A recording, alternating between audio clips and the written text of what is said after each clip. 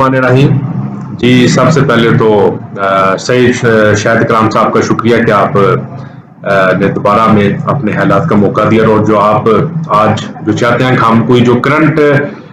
Business की जो situation है ऑल ओवर पाकिस्तान, जो मुख्तलिफ इकनॉमिक सिनेरियो से हम गुजर रहे हैं, जो प्रॉब्लम्स है उनका क्या सोल्यूशन है।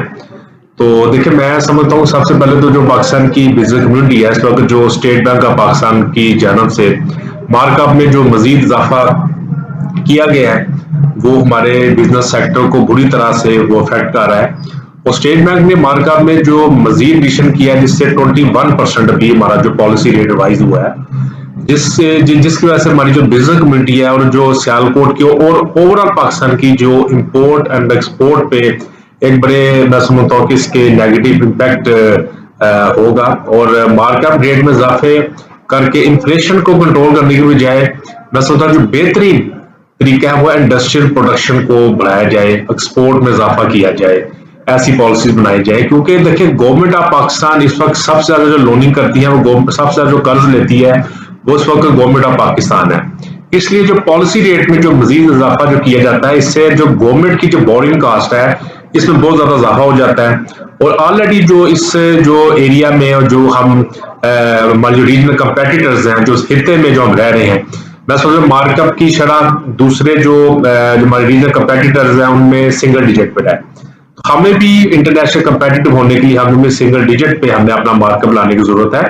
ताकि जो नई इन्वेस्टमेंट है इनको हम इनकरेज कर सकें पाकिस्तान में, और जो बिजनेस का जो डिफरेंट कैटेगरीज में उनमें स्टेबिलिटी आए, बिजनेस एंड इकोनॉमिक एक्टिविटी को हम प्रमोट करें पूरे पाकिस्तान में, और जो इंडस्ट्रियलाइजेशन का जो अमल है उसको तेजी उसमें लाई जाए, और जो एम्प्लॉयमेंट के नए मौके पैदा किए जाएं उसको अच्छे तरीके से हमें जनरेट करना चाहिए, जनरेट करने की जरूरत है। और जो इंडस्ट्रियल सेक्टर है वो जो लोन्स की जो उनकी डिसबर्समेंट है उन्हें टाइमली की जाए। उनको जरूरी है कि इनको लोन्स मिलेंगे, अपनी ये एस्टेब्लिशमेंट कर सकते हैं, अपनी एडवांसमेंट कर सकते हैं। लेकिन स्टेट बैंक ऑफ पाकिस्तान ने जो मार्कअप रेट जो 21% तक पहुंचा दिया है, हालांकि जो बिजनेस कम्युनिटी हम सब उम्मीद कर रहे थे कि होपफुली शायद इसमें मार्कअप में कमी का ऐलान किया जाएगा, पर बिजनेस सेक्टर को पहले ही देखें, हम सब मुख्तलिफ डिफिकल्टीज का हम सब सामना कर रहे हैं, और इस कदर ज्यादा पॉलिसी रेट बनाने से हमारी डिफिकल्टीज और मुश्किलात में और इजाफा होगा। स्टेट बैंक को ग्राउंड रियलिटीज को बदनजर रखते हुए मार्कअप की जो परसेंटेज है उसको सिंगल डिजिट पे लाना चाहिए। स्टेट बैंक ऑफ पाकिस्तान ने जो रिसेंटली एक और जो काम किया है वो ये है कि जो 31 मार्च को उन्होंने जो FE सर्कुलर नंबर 2 उन्होंने जो इशू किया है, जो कि हमारी एक्सपोर्ट जो प्रोसीड्स हैं उनके जो रिमिटेंस हैं, कि जितनी भी अगर हमारी फॉरेन एक्सपोर्ट रिमिटेंस को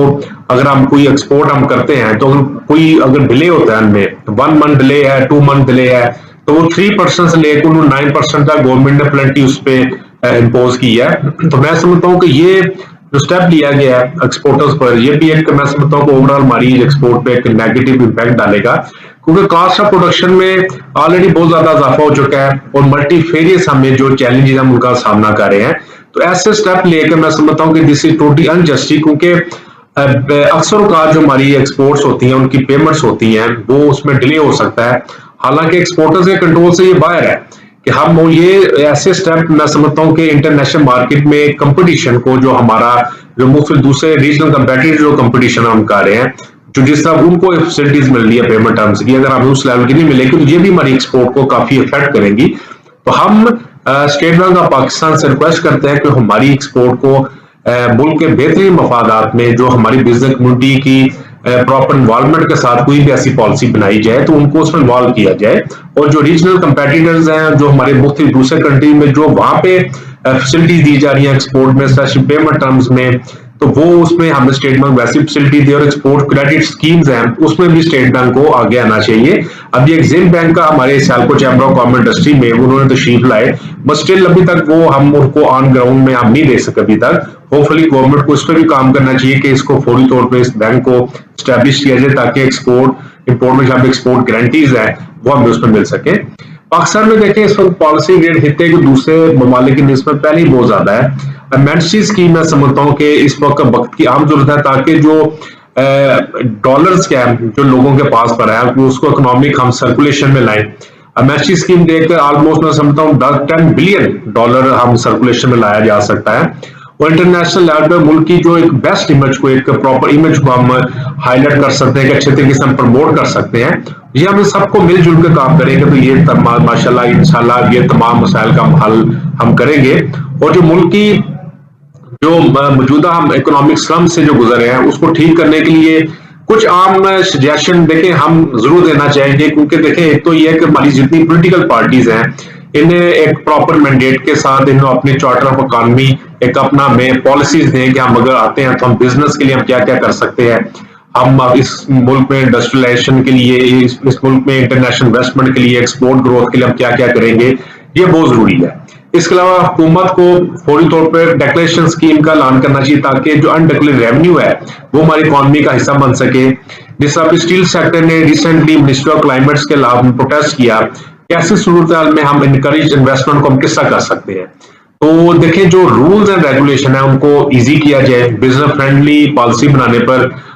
हमेशा ही हम जोर देते हैं ताकि मुल्क में बिजनेस एनवायरनमेंट डेवलप हो सके। फॉरेन इन्वेस्टमेंट के साथ साथ हमें अपनी जो लोकल इन्वेस्टमेंट है उसको भी प्रमोट करना वैसे होना बहुत जरूरी है। और पाकिस्तान का जो इस वक्त इकोनॉमिक सर्वे हुआ है इसके मुताबिक ओवरऑल इन्वेस्टमेंट में देखा जाए तो हमारी सिर्फ जीडीपी का ऑलमोस्ट 10% जो है ना हम ओवरऑल हम इन्वेस्टमेंट करते हैं, जिसको बढ़ाना इस वक्त बहुत ज्यादा जरूरत है इस मुल्क की तरक्की के लिए। और लोकल इन्वेस्टमेंट मैं समझता हूँ उस वक्त तक नहीं बढ़ सकती जब तक हम इन प्रॉब्लम्स का हम सोल्यूशन नहीं देते, उनको हल नहीं करते। फॉर एग्जाम्पल हमारी इंडस्ट्रीज को बहुत सारा रॉ मटेरियल, जरूरी कंपोनेंट्स और मशीनरी हमें इंपोर्ट करना पड़ती है और इन पर रेगुलेटरी ड्यूटी और कस्टम ड्यूटीज अदा करना होती है, जिसको खत्म करने की जरूरत है। इसके अलावा बिजनेस के लिए विदहोल्डिंग टैक्स रेशो को कम किया जाए, टैक्स पेयर्स को इनकम टैक्स और सेल टैक्स के मुख्तलिफ ऑडिट्स कराने पड़ते हैं, इन ऑडिट को कम किया जाए और टैक्स जो पेयर्स हैं इनको हम फैसिलिटेट करें ताकि हम टैक्स नेटवर्क में और बंदे लेकर आए और उसको हम ग्रो करें। तो जो सो कॉल्ड जो हमें पेनल्टीज पड़ती हैं और जो सरचार्जेस हैं इनको भी बिल फौरी खत्म किया जाए। इसके अलावा मैं समझता हूँ देखें we all know that Pakistan economic growth of Pakistan is dependent only on exports and by earning foreign income to finance imports, service debt, stabilize its currency and to overcome the persistent problem of the balance of the payment deficit. And in addition to being competitive, a country export should be in the line with the market trends and the quality and be certified on the internationally acceptable standards which we have to achieve and if we want to export internationally and if we want to work with good brands. But the lack of investment is one of the core reasons why Pakistan growth in export has been negative over the many years, and we are trying sometimes it's increase, sometimes again decrease. Other reason includes higher tariff structure, the low penetration in global market, not proper diversification on product line, lack of infrastructure and technological advancement. इसके अलावा मैं समझता हूँ कि हमें जो फौरी तौर पर स्टेप लेने की जरूरत है अपनी एक्सपोर्ट इंक्रीज करने के लिए, स्पेशली जो इंप्रूविंग दी ड्यूटी ड्रॉबैक स्कीम्स हैं इनको हमें रिवाइव अच्छे तरीके से हम करें। इसके अलावा हमारा DLTL है, इस पर मैं अभी रिसेंटली नवीद कमर साहब आए थे, हमारे प्रेसिडेंट मियां अब्दुल गफूर साहब ने उन्होंने एक प्रॉपर एक पॉइंट्स दिए कि क्या क्या चीज जरूरी है, किस तरह हम पाकिस्तान की एक्सपोर्ट बढ़ा सकते हैं। तो बड़ा उन्होंने कॉम्प्रिहेंसिव अपने एड्रेस में तमाम पॉइंट्स एड्रेस किए। तो उसमें हमारे मिनिस्टर कॉमर्स थे तो उन्होंने बड़े तवज्जो सुने और इंशाल्लाह मैं उम्मीद करता हूँ कि इसका अगर प्रॉपर फॉलोअप किया गया तो इसमें बेहतरीन नतीजे हमें मिल सकते हैं। इसके अलावा जो सिंप्लीफाइड रेगुलेशंस हैं, एंटरप्रेन्योरशिप एंड वर्कफोर्स डेवलपमेंट के लिए बहुत ज़्यादा काम करने की जरूरत है। Establishment of proper a cell in the Ministry of Commerce focusing on export related issues and services and performance link and time bound export subsidies, उस पे तो तरफ हमें तवज्जो देने की जरूरत है। Then withdraw custom duty, sale tax on various import product what we're importing, especially for the raw materials, and liquidation of refunds हैं, इसमें हमें स्पीड अप करने की जरूरत है। Then extended duty drawbacks की स्पेशली ऑन DLTL पे scheme पे हमें एक्सटेंड होना चाहिए जो कि रुकी हुई है काफी अरसे से। Then fast track export pass होने चाहिए जब एक्सपोर्टर के जो भी issues on a timely basis and quick basis उनके इश्यूज को रिजॉल्व किया जाए ताकि एक्सपोर्ट्स में कोई हर्डन ना आए। Then market driven exchange rate policy होनी चाहिए, वो बहुत जरूरी है। देन एनर्जी इश्यूज है, हमारे जो रॉ मटेरियल के इश्यूज हैं, लिक्विडिटी इश्यूज हैं, इन्वेस्टमेंट्स के इश्यूज हैं।